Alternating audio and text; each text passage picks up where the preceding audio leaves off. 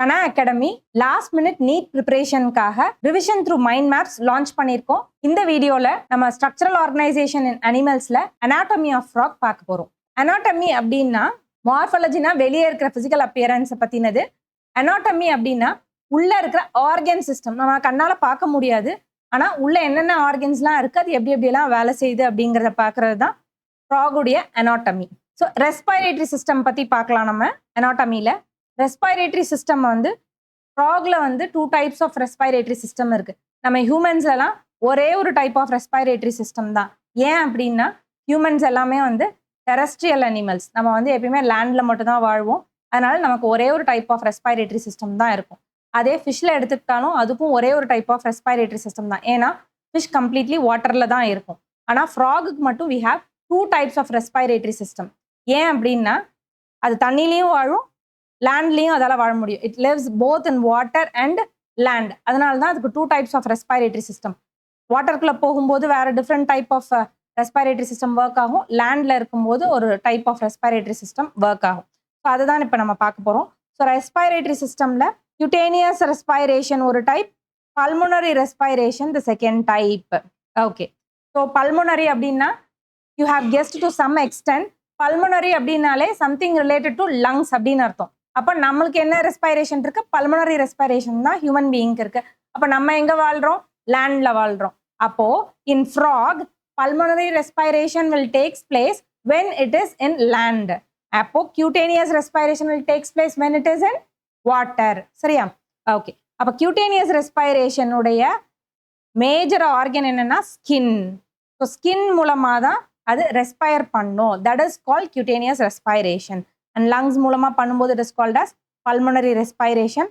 And எப்பெல்லாம் இது வந்து லிவிங் இன் வாட்டரோ அப்போ it takes place through cutaneous respiration. And when it is living in land, the respiration takes place through pulmonary respiration. ஓகேவா? Okay, so இதை வந்து aquatic respiration அப்படின்னு சொல்லுவாங்க.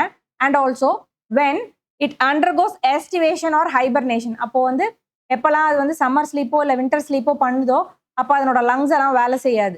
என்ன பண்ணுன்னா அது அப்படியே தூங்கிடும். அப்போ ஸ்கின் மூலமாக தான் the exchange of gases will takes place. அப்போ cutaneous respiration will takes place during the aquatic respiration and during the estivation time. So gases exchanges through skin. சரியா? The diffusion process takes place through the skin. அதே நம்ம pulmonary ரெஸ்பைரேஷன் அப்படின்னு பார்த்தோம்னா நம்ம பார்த்துருவோம், lungs மூலமா எப்போ ரெஸ்பிரேஷன் நடக்குதோ அதை தான் பல்மோனரி ரெஸ்பைரேஷன் நம்ம சொல்லுவோம். அண்ட் அப்போ பல்மோனரி ரெஸ்பைரேஷன்ல என்னெல்லாம் ஹேப்பன் ஆகுது அப்படின்னா inspiration happens through பக்கல் cavity.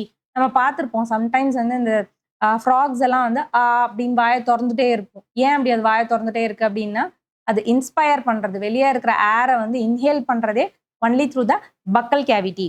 And அங்கேருந்து எங்கே போகும் அப்படின்னா லங்ஸ்க்கு போகும். ஸோ லங்ஸ் எப்படி இருக்கும் அப்படின்னு பார்த்தீங்கன்னா நமக்கு இருக்கிற மாதிரியே பேர் ஆஃப் லங்ஸ் இருக்கு. நமக்கும் எப்படி இருக்கும்? 2 லங்ஸ் இருக்குது.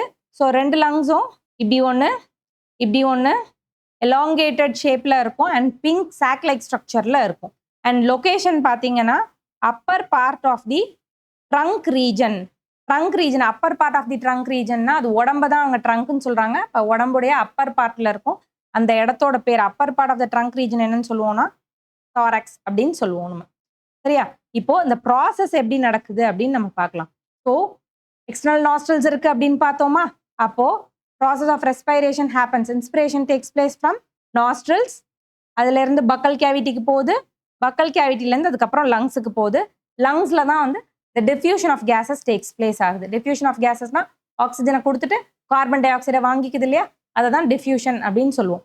ஸோ அது எங்க நடக்குதுன்னா லங்ஸ்ல தான் நடக்குது. So this is the respiratory system of frogs. Respiratory system of ஃப்ராக்ல வந்து ஒரு சின்ன டிஃப்ரென்ஸ் இருக்கு. என்னன்னா 2 types of respiration, cutaneous respiration that takes place when it is in water and pulmonary respiration when it is in land. So cutaneous respiration takes place through diffusion of gases through skin and pulmonary respiration la diffusion of gases takes place through lungs பார்த்தோம். சரியா? Next நம்ம பார்க்க போறது excretory system of frog. excretory system of frogல என்னென்ன parts இருக்கு அப்படின்னு பார்த்தோம்னா it also have a pair of kidney, a pair of ureter and urinary bladder அதுக்கப்புறம் க்ளோக்கா. ஹியூமனோட எக்ஸ்கிரீட்டரி சிஸ்டம் மாதிரியே தான் இங்கேயும் இருக்கு. நமக்கும் என்னெல்லாம் இருக்கு? நமக்கும் பேர் ஆஃப் கிட்னி இருக்கு, 2 கிட்னி இருக்கு. கிட்னிலேருந்து கிட்னிலேருந்து பேர் ஆஃப் யுரேட்டர்ஸ் அந்த டியூப் இருக்கும். எங்க யூரினரி பிளாடருக்கு வரும். அதே மாதிரியே வி ஹாவ் 1 யூரினரி பிளாடர். நம்மள மாதிரியே ஃப்ராகுக்கும் ஒரே ஒரு யூரினரி பிளாடர் இருக்கு. ஆனால் நமக்கு வந்து யுரேத்ரா இருக்கும் through which the urine is excreted out. But ஆனால் இங்கே வந்து இட் ஹாஸ் க்ளோக்கா. சரியா? It has cloaca. இப்போ கிட்னியை பற்றி அவங்க எக்ஸ்பிளைன் பண்ணும்போது கிட்னியோடைய ஸ்ட்ரக்சரை எப்படி சொல்றாங்க அப்படின்னா it is compact, dark red in colour. நமக்கும் அதே மாதிரி தான் dark red or brown in கலர்ல இருக்கும் ஹியூமன் பீயிங்ஸ்க்கும். அண்ட் எகெயின் நமக்கும் பீன் ஷேப்டு கிட்னி தான், இங்கேயும் பீன் ஷேப்டு கிட்னி தான். அண்ட் லொகேஷன் பார்த்தீங்கன்னா நம்மள மாதிரியே தான், posteriorly placed on both sides of the ventral column. நமக்கும் வந்து எப்படி இருக்கும்? டார்சல் பின்னாடி தான் நமக்கும் இருக்கும். இதுக்கும் அதே மாதிரி தான் போஸ்டீரியர்லி பிளேஸ்ட் அப்படின்னு சொல்லி சொல்றாங்க. And structural and functional unit, நமக்கு வந்து ஸ்ட்ரக்சரல் அண்ட் ஃபங்க்ஷனல் யூனிட்டை நெஃப்ரான்னு சொல்லுவோம். இங்கே ஃப்ராகுக்கு ஸ்ட்ரக்சரல் அண்ட் ஃபங்க்ஷனல் யூனிட் என்ன சொல்றாங்க அப்படின்னா யூரினிஃபெரஸ் டியூபியூல்ஸ் ஆர் நெஃப்ரான்ஸ் தான் சொல்றாங்க. ஸோ ஹியூமன் பீயிங்க்கும் நெஃப்ரான்ஸ் தான் அண்ட் ஃப்ராக்கும் நெஃப்ரான் தான் சொல்றாங்க. Okay, so next pair of ureter. இப்போ கிட்னிலேருந்து கிட்னி இப்படி பீன் ஷேப்டு கிட்னி இருக்கு. கிட்னிலேருந்து நமக்கு என்ன வரும்? ஒரு பேர் ஆஃப் யூரேட்டர் வரும். அப்போ இங்கே ஒரு கிட்னி இருக்கும். இதே மாதிரியே we have another one kidney and கிட்னிலேருந்து வி ஹாவ் 1 யூரேட்டர். ஸோ இந்த யூரேட்டரை பேர் ஆஃப் யூரேட்டர் சொல்றாங்க. இந்த பேர் ஆஃப் யூரேட்டரை வந்து யூரினோஜெனிட்டல் டக்ட் அப்படின்னு சொல்றாங்க. அண்ட் ஃபீமேல்ல ஓவிடக்ட் அண்ட் க்ளோக்கா அப்படின்னு வருது. யூரினோஜெனிட்டல் டக்ட், டக்ட்னா எதையோ ஒன்று கண்டக்ட் பண்ணி எடுத்துட்டு போய் கொடுக்குது அப்படின்னு அர்த்தம்.